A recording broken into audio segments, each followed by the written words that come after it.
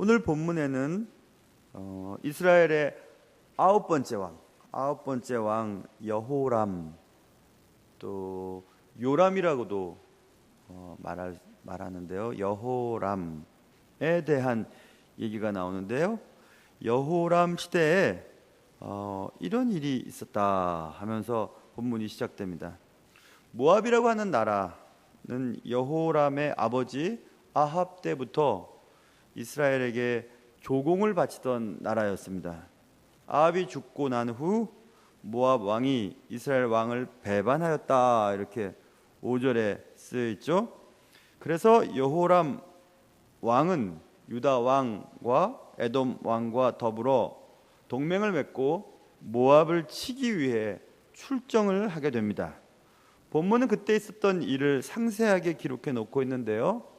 이 내용을 통해서 여러분의 삶의 형편에 맞는 은혜가 각자에게 있으시기를 주님의 이름으로 축원합니다.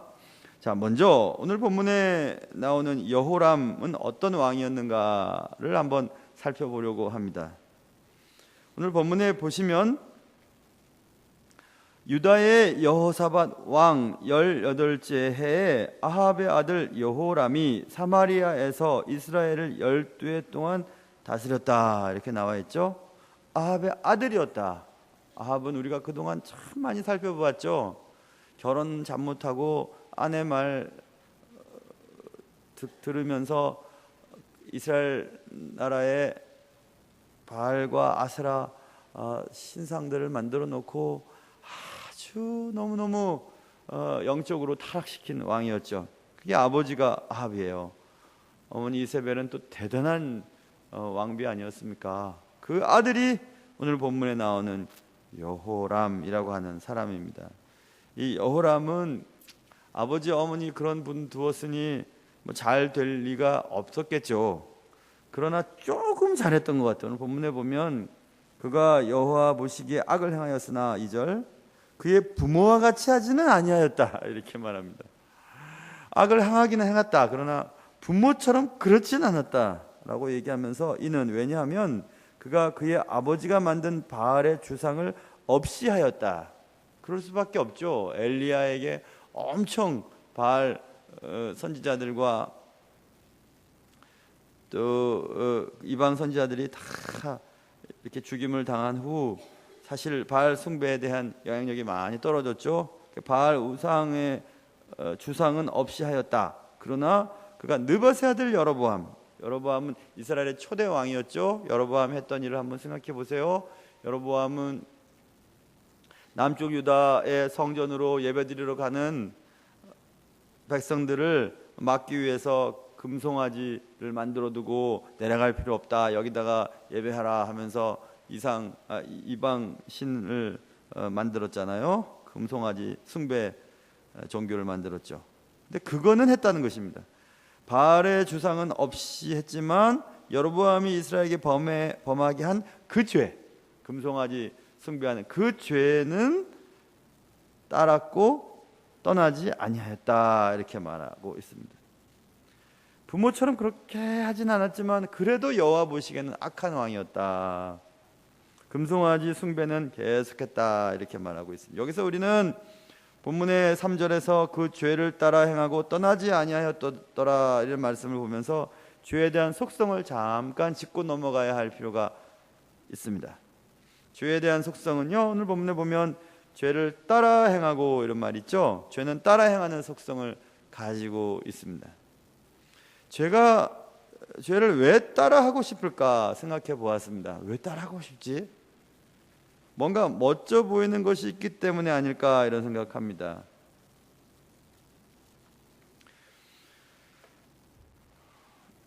저희 둘째 아들이 첫째 아이 옷을 막 입어요. 막 입고 또 흉내도 내고 그러죠. 뭔가 멋져 보이는 게 있는 것 같아요. 형처럼 돼야지 하는 게 있잖아요. 또 TV에서나 영화에서 나오는 연예인들의 옷도 따라 입기도 하고 어울리지도 않지만요, 따라 입기도 하고 머리 스타일도 또 따르기도 하고 그러죠. 뭔가 멋있어 보이기 때문에 그러지 않겠습니까? 죄를 따라 행하고라는 죄는 따라 행하는 속성을 가지고 있다는 것은 죄가 뭔가 멋져 보이는 것이 있기 때문이라는 것을 알 수 있죠. 죄의 어떤 점이 멋져 보일까? 죄를 가만히 생각해 보세요. 여러분이 죄를 지을 때를 한번 생각해 보세요. 죄를 지을 때만큼은 죄 짓는 사람은 자신의 마음대로 죄를 지을 수 있잖아요. 그 순간만큼은 자기 마음대로 할 수 있죠. 그래서 죄를 짓는 그 순간만큼은 자신이 왕이 된 것 같은 착각에 빠져들게 됩니다. 창세기 3장에 보면 사단이 아담과 하와에게 얘기하죠. 너희가 그것을 먹는 날에는 너희 눈이 밝아져 하나님같이 되어 선악을 알 줄 하나님이 아심이니라. 하나님같이 된다. 모든 것을 자신의 뜻대로 할 수 있는 그런 유혹이 죄에게 있습니다. 틀림없이 있습니다. 그래서 죄를 지을 때는 두렵기도 하지만 신도 나죠. 왜냐하면 내 마음대로 할 수 있으니까. 내 마음대로 말하고 내가 하고 싶은 대로 행동을 하게 됩니다. 그래서 스스로 멋지게 느껴집니다. 그래, 난 내 마음대로 할 수 있어. 아무도 말리거나 제지할 수 없고, 그래서 신이 나게 되죠. 특별히 인간은 금지된 것을 더욱 하고 싶어하는 죄성을 누구나 가지고 있습니다.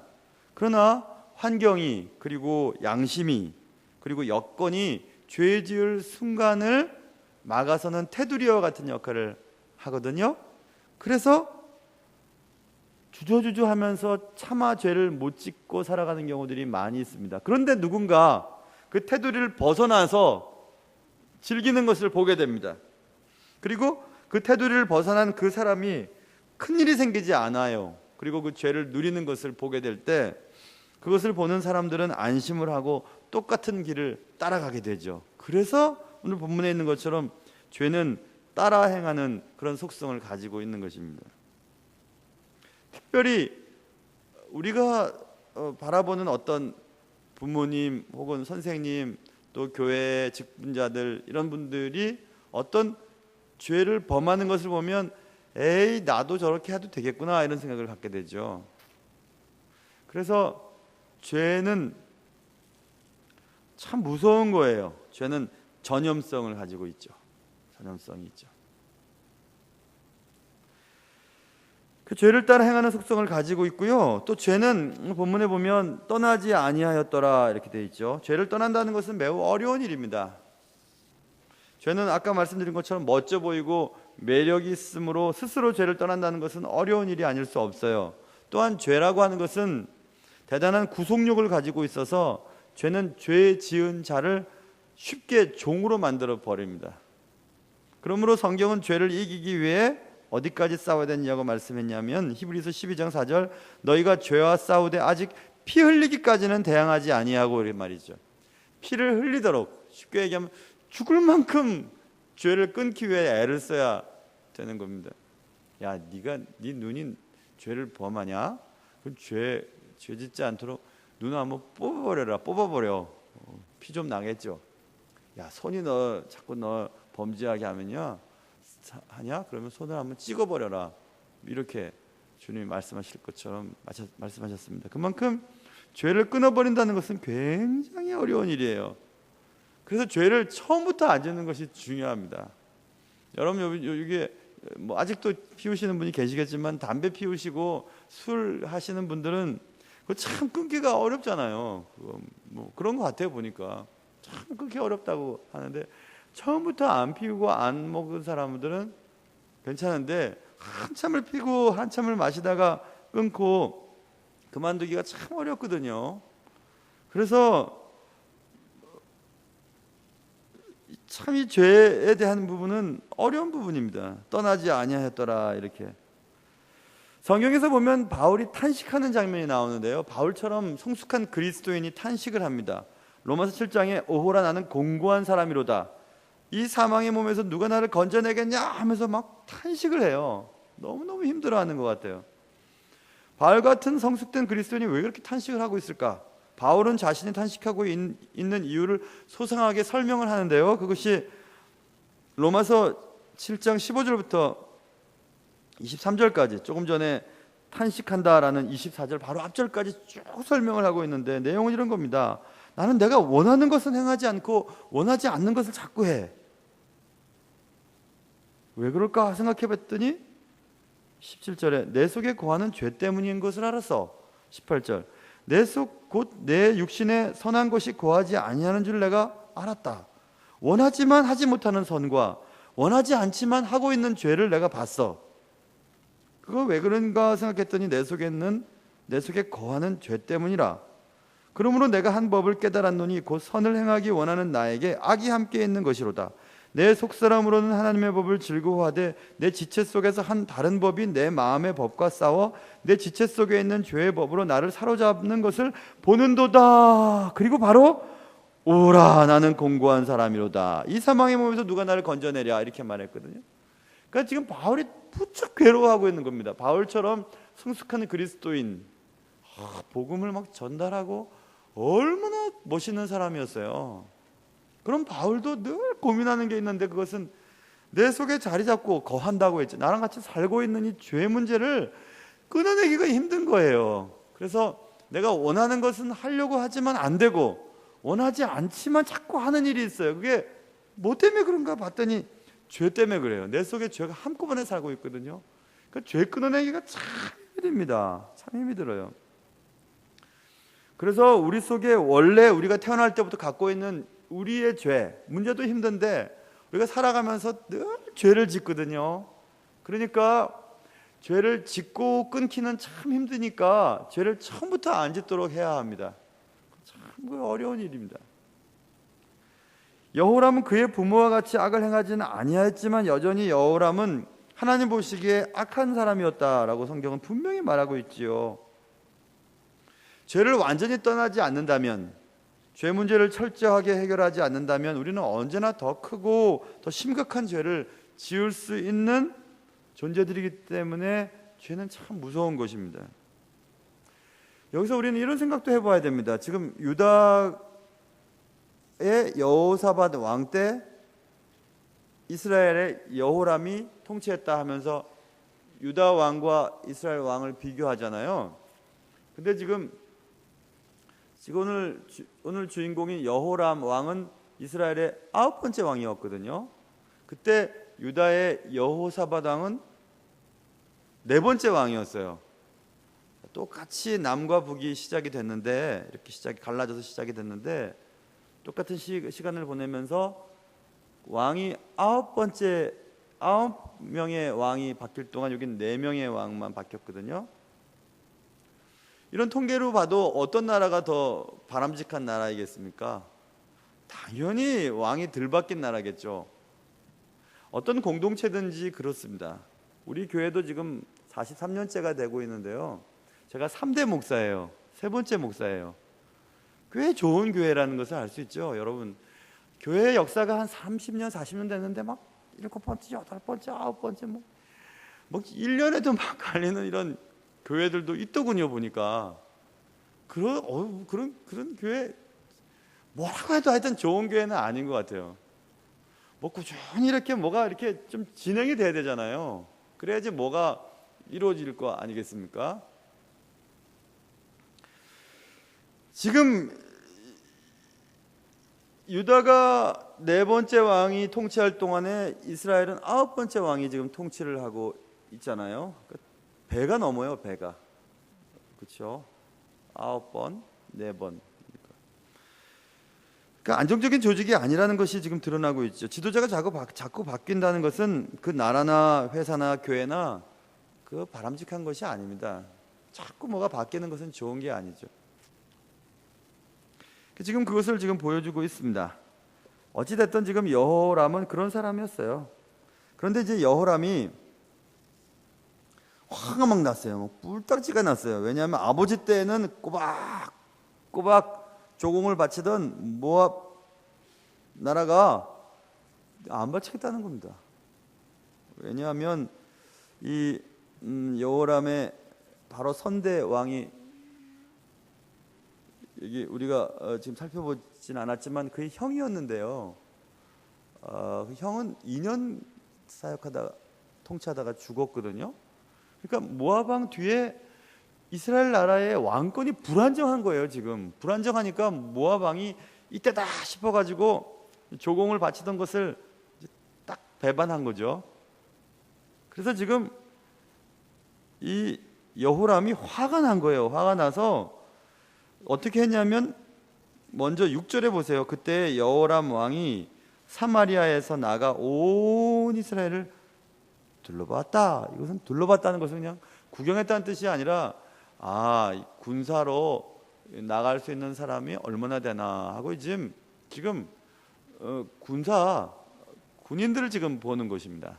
출정을 대비하기 위해서 쭉 시찰을 한 후에 그 다음 한 일이 유다의 왕 여호사밧 왕에게 사신을 보내어서 모압 왕이 나를 배반했으니 당신은 나와 함께 가서 모압을 칩시다, 이렇게 이제 요청을 하는 거예요.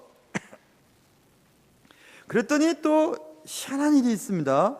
이 여호사밧, 유다의 왕 여호사밧이 얘기를 하는데 그가 이르되 내가 올라가리이다. 나는 당신과 같고 내 백성은 당신의 백성과 같고 내 말입니다. 말들도 당신의 말들과 같으니이다 하는지라. 그러니까 동맹 맺겠다는 겁니다. 거기다가 9절 보면 에돔 왕까지, 그래서 이스라엘 왕과 유다 왕과 에돔 왕, 이 세 왕이 삼국 연합군이 모압을 치기 위해 출정을 하게 되었다, 이렇게 본문은 나와 있는데, 여기서 우리는 아니 유다 왕 여호사밧이 왜 악한 이스라엘 왕 여호람과 동맹을 맺었지? 이런 생각을 우리가 해봐야 됩니다. 여호사밧 왕은 여러분 우리가 많이 설교를 들었던 왕이에요. 대단한 왕이죠. 이 여호사밧 왕은 얼마나 멋진, 자기 아버지가 아사였죠. 여호사밧이 굉장히 멋진 왕이었는데 이 여호사밧이 어떻게 이스라엘 악한 왕 여호람과 동맹을 맺었단 말일까? 나는 당신과 같고 내 백성은 당신의 백성과 같고 내 말들도 당신의 말들과 같습니다 하고 흔쾌히 그냥 동맹을 맺는 장면이 나오잖아요. 여호람과의 관계가 얼마나 가까웠는지 몰라요. 여호사밧이 좀 이제 뒤에 보면 나오는 텐데요. 여호사밧이 아들을 낳는데 여러 아들의 이름이요, 이제 여호사밧의 뒤를 이은 왕이 되는 아들의 이름이 여호람이에요. 여호람 똑같아요. 그래서 이 유다의 왕 여호람, 그러니까 여호사밧의 아들 여호람과 이스라엘의 왕 여호람과 구별하기 위해서 여호람을 요람이라고 이렇게 불리기도 하거든요. 구별짓기 위해서. 보세요. 자신의 아들을 이스라엘 왕의 이름과 똑같이 지었단 말입니다. 그리고 그 아들의 아내를 맞아들이는데 그 아내가 누구냐면 지금 본문에 나오는 여호람, 이스라엘의 왕 여호람의 여자 형제인 아달랴를 자신의 아들 여호람의 아내로 맞이해요. 좀 헷갈리시죠 지금? 그래서 아합과 결혼 관계를 맺어버려요. 여호사밧이 아주 훌륭한 왕인데, 여호사밧이 이상하죠. 아무리 생각해도 이상해요. 왜 여호사밧이 그랬을까? 이런 생각을 하게 되었습니다. 그런데 여호사밧은 마음이 좀 그런지 오늘 본문에 나오는 여호람의 아버지 아합과도 동맹을 맺었거든요. 우리가 이미 공부했어요. 열왕기상 22장 한번 보세요. 좀 앞으로 넘어가 보면 열왕기상 22장 4절쯤 보시면 아합 왕이 여호사밧 왕에게 얘기합니다.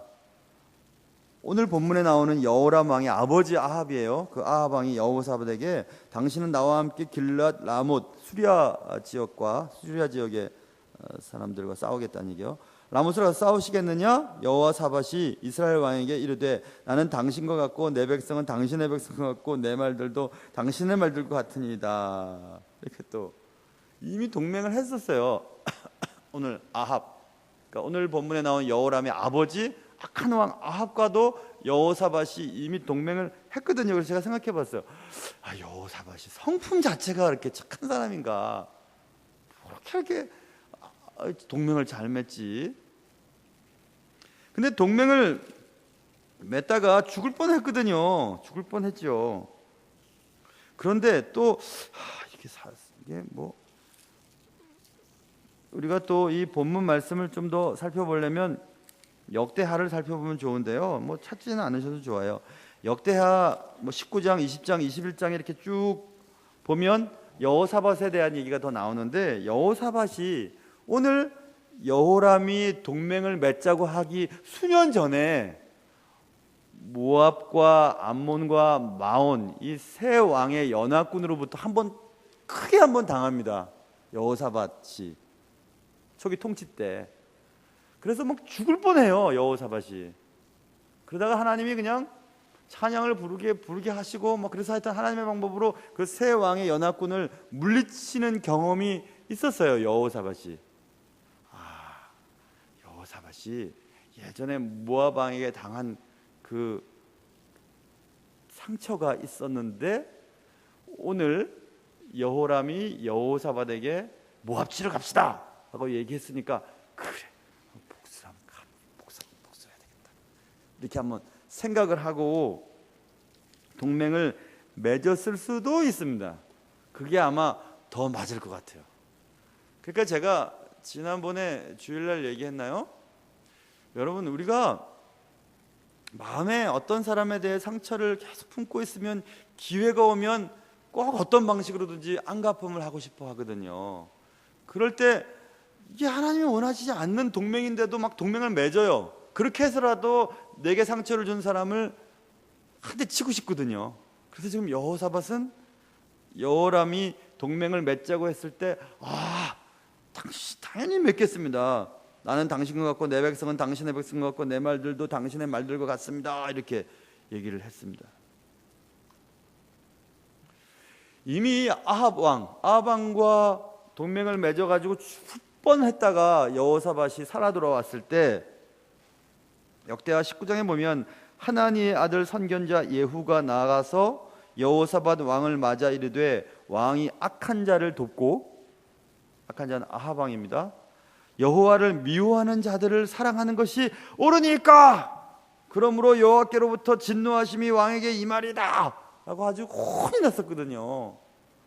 혼이 났었어요. 그렇게 동맹을 맺은 것이 하나님 기쁜 일이 아니라는 것을 이미 여호사밧은 알고 있었는데도 불구하고 자기를 괴롭혔던 모압 왕을 칠 수 있는 좋은 기회다 싶어가지고 여호람의 요청에 그럽시다 하고 이제 동맹을 맺었던 것입니다. 그래서 여호사밧이 사람이 참 좋기는 좋은데 참 무르구나, 그리고 죄를 또 짓고 그러는구나, 이런 생각을 해봅니다. 하나님 싫어하는 것입니다, 여러분. 우리가 악한 자와 동맹을 맺고 여호와를 미워하는 자들을 사랑하는 것을 하나님 싫어하세요. 우리가 다 잘해줘야 되지만 이단들, 그리고 하나님의 나라에 큰 해를 끼치는 자들, 그런 자들은 용서하면 안 되죠. 함께하면 안 되죠. 동맹을 맺으면 안 되죠.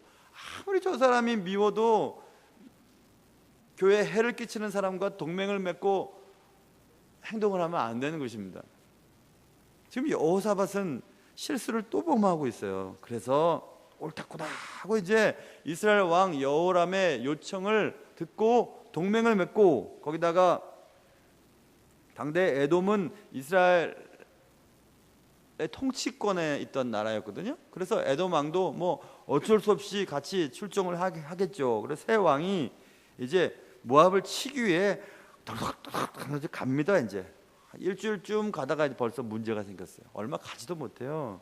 본문에 보면 이스라엘 왕과 9절입니다. 유다 왕과 에돔 왕이 가더니 길을 둘러 간지 7일에 군사와 따라가는 가축을 먹일 물이 없는지라. 문제가 생기죠. 당연히 문제가 생기죠. 하나님이 기뻐하시지 않는 동맹, 하나님이 기뻐하시지 않는 동업, 아무리 돈이 되고요, 아무리 내가 잘 되는 일이 있어도 하나님이 기뻐하시지 않는 동업은 안 하는 게 좋습니다. 누가 주인이고 누가 그 사업의 주인이십니까? 하나님이 하시는 거잖아요.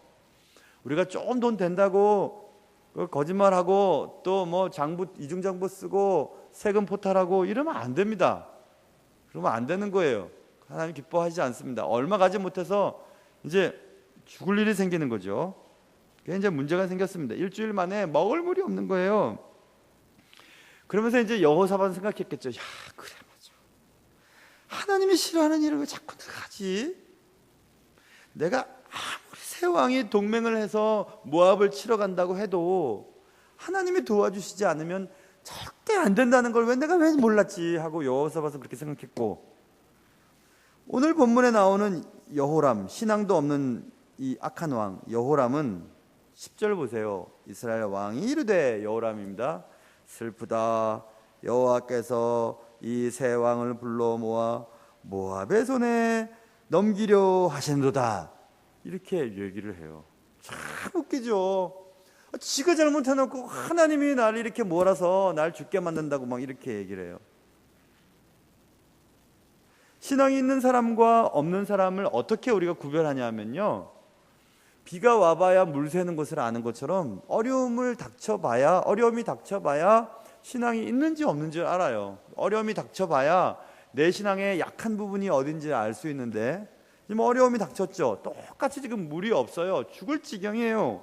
그럴 때 이 신앙이 없는 이스라엘 왕 여호람은 하나님이 우리를 이곳에 불러가지고 죽게 만들었다고 하나님을 원망하지요. 그러면서 슬프다, 나 슬프다 이렇게 해요. 그때 여호사밧, 신앙이 좀 있었던 여호사밧은 이렇게 얘기합니다. 11절, 여호사밧이 이르되 우리가 여호와께 물을 만한 여호와의 선지자가 여기 없느냐.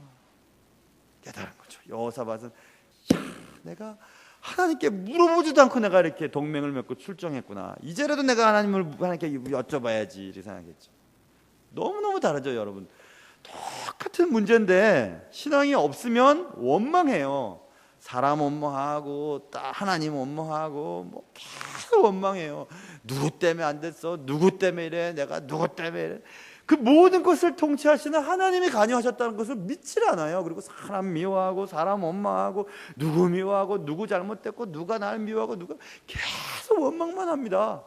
그런데 신앙 있는 사람은 하나님께 여쭤봐야지 하고 이렇게 딱 하나님 앞에 돌아가죠. 그게 달라요, 여러분. 그래서 다 신앙이 있는 것처럼 보여도 문제가 생겨서 문제 앞에서 어떻게 행동하는 것을 보면 다 할 수 있어요. 저분 예수 믿는 사람 맞구나. 저 사람 예수를 믿는 것처럼만 보이는구나. 본인도 예수 믿는 것처럼만 생각하는구나. 그러나 예수 믿지 않는 거구나. 심지어는 구원받지 않았는지도 모르겠다 이런 생각이 들 때가 있단 말입니다.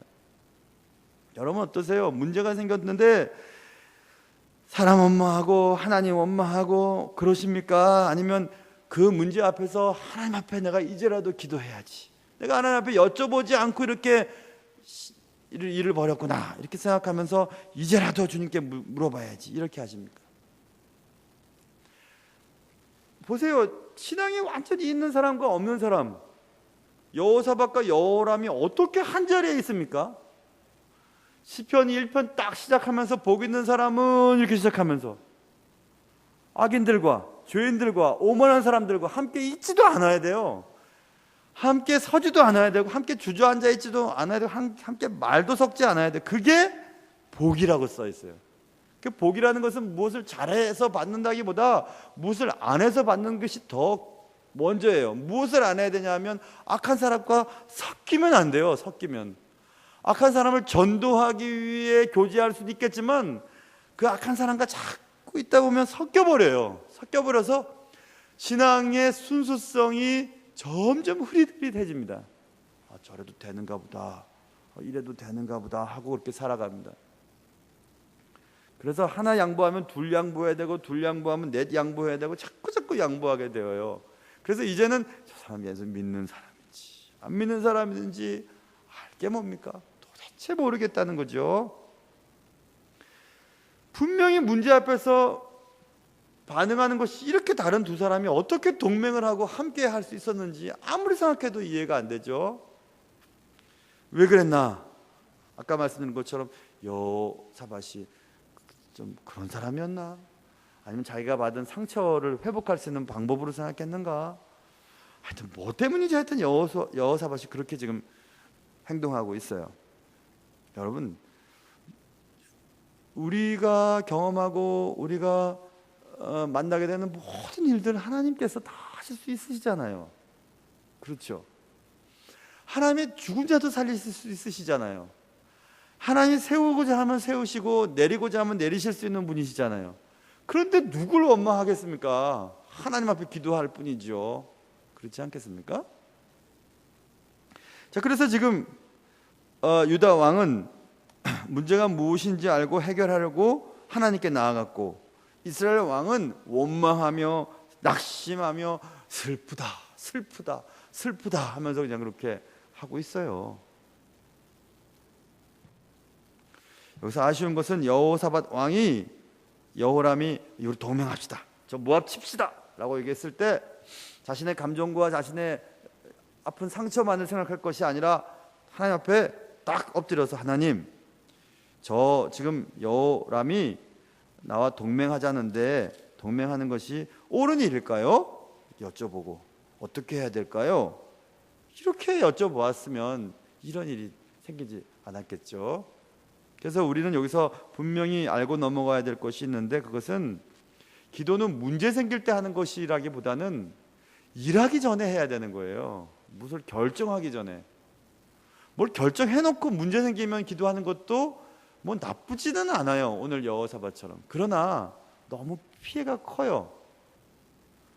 그냥 기도라는 것은 그래서 늘 해야 되는 거예요. 늘 일하기 전에 기도해야 되고, 결정하기 전에 해야 되고, 하루를 시작하기 전에 기도해야 되는 거예요.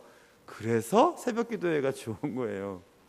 뭔 일을 시작하기 전에, 사람 만나기 전에, 일하기 전에 기도하고 시작하는 것과 뭐 일 만났을 때에 기도하는 것과는 다르죠. 다릅니다. 그래서 여러분, 정말 여러분 삶을 잘 살고 싶으시다면 기도하셔야 돼요. 언제요? 하루 시작하기 전에, 이 일 시작하기 전에, 결정하기 전에, 누구를 만나기 전에 항상 먼저 기도를 해야 되는 것입니다. 기도하지 않고 하나님께 여쭤보지 않고 먼저 시작하면 문제가 꼭 생깁니다. 일주일도 가기 전에 생깁니다. 그러니 여러분, 혹시 여쭤보지 않고 먼저 시작한 일이 있으시면 지금이라도 늦지 않았어요. 그 일을 잠깐 멈추고 기도하셔야 돼요. 기도하셔야 돼요. 하나님께 여쭤보세요. 하나님, 어떻게 할까요? 저 사람이 자꾸 나랑 동업하자는데 할까요? 동업을 하면 내게 참 좋은 이득이 많이 생길 것 같은데, 근데 하나님 기뻐하시지 않는 사업 아이템인데 그래도 할까요? 말까요? 여쭤보셔야 돼요. 저 사람 오늘 이 사람 저 사람 만나는데 그 사람 만나면 어떻게 말해야 될까요? 여쭤봐야죠. 그거 딱 가지고 이제 사람도 만나고 일도 결정하고 하루도 시작해야 되죠. 모든 일에 주님의 뜻을 따라 결정하고 행동하는 여러분과 저의 삶이 되기를 주님의 이름으로 축원합니다. 자, 그런데 여호와께 물을 만한 여호와의 선지자가 여기 없느냐라고 여호사밧이 급하게 이제 물어봤어요. 그런데 이스라엘 왕의 신하들 중에 한 사람이 마침 얘기합니다. 대답하여 이르되, 예전에 엘리야의 손에 물을 붓던 사밧의 아들 엘리사가 여기 있나이다. 이것도 참 깜짝 놀랄 만한 일이에요. 삼국 연합군이 출정을 했는데 엘리사가 그 속에 있었어요. 어떻게 그렇게 있었을까? 하나님은 이미 준비시키셨죠. 엘리사를 그 이스라엘의 군대 가운데 함께 갈 수 있도록 하셨던 것 같아요. 그 이스라엘 왕의 신하 중에 한 사람이 있긴 있습니다. 근데 예전에 엘리야의 손에 물을 붓던 사밧의 아들 엘리사가 여기 있습니다. 이렇게 얘기를 합니다. 이 말 가만히 들여다보면 기분이 좀 나빠요. 왜 기분이 나쁘냐면, 우리가 이미 2주에 걸쳐서 살펴봤잖아요. 엘리사가 엘리야의 정통 후계자인 것을 하나님은 이미 드러내 보이셨거든요. 그걸 왜 몰랐겠어요? 근데 엘리야의 후계자인 엘리사, 혹은 이 나라의 병거보다 더 이 나라를 지켜주는 하나님의 선지자 엘리사, 뭐 이 정도도 아니고 그냥 엘리야의 손에 물을 붓던 사밧의 아들 엘리사, 라고 얘기를 하는 것을 보면서 엘리사를 폄하하는 것처럼 들리는 것을 우리가 부인할 수가 없어요. 맞아, 이거 분명히 이거 엘리사를 폄하하고 있구나. 예전에요, 엘리야의 손에 물 붓던 사밧이라고 하는 사람의 아들 엘리사가 여기 있습니다, 이렇게 얘기했어요. 선지자의 계승을 인정하고 싶어하지 않는 듯한 느낌이 있죠. 느낌이 듭니다. 이렇게 얘기할 때 있어요. 우리가 그 사람의 과거의 경력을 가지고 현재 하나님의 손안에 붙들려 있다는 사실을 인정하지 않으려고 할 때가 있습니다. 이게 어디서 이런 게 있냐면 이런 거죠. 뭐 교회에서 쭉 자랐던 청년이 이제 신학교에 들어갔어요. 그래서 교역자가 됐어요.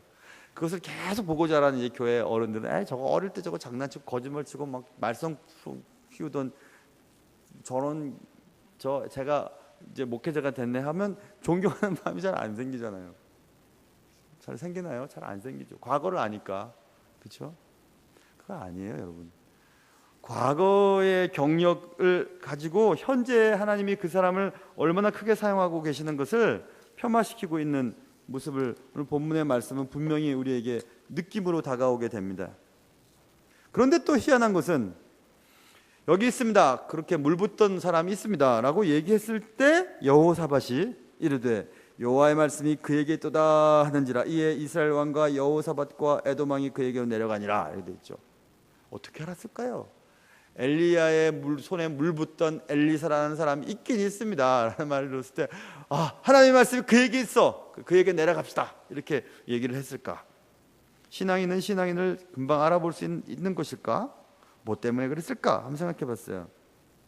성경은 놓치지 않고 엘리야의 손에 물을 붓던 사밧의 아들 엘리사라고 하는 말을 기록해 놓고 있죠.